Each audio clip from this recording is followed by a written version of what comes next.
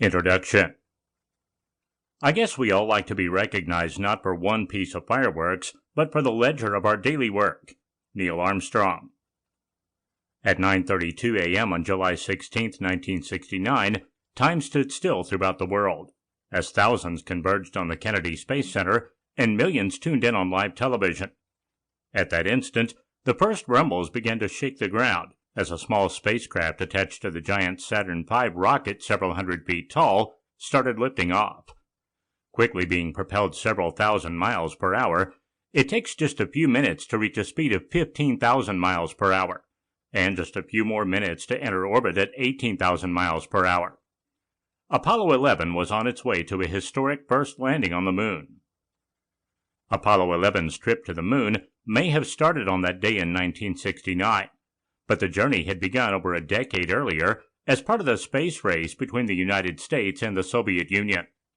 While landing on the moon was a noble goal, proposed as early as 1961 by President Kennedy, NASA and the nation as a whole moved with urgency simply to best the Soviet Union, which had spent the 1950s beating America to important space-related firsts, including launching the first satellite and cosmonaut in orbit.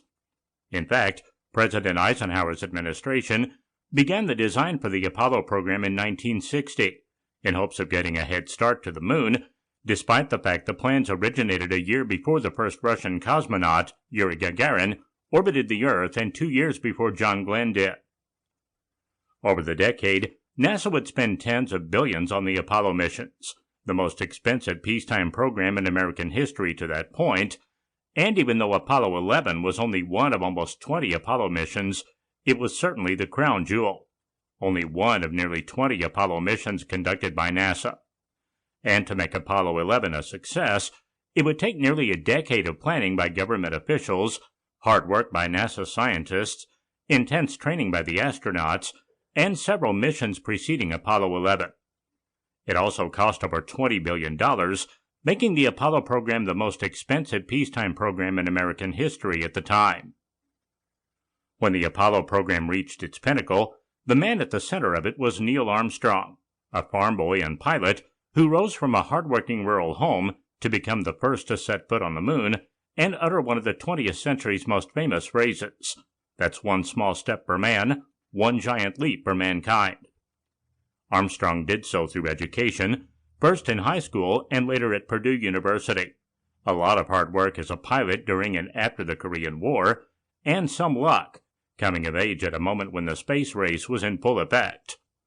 After reaching the peak of his fame and career at the young age of 40, Armstrong spent the second half of his life as he had the first, working hard and serving his country.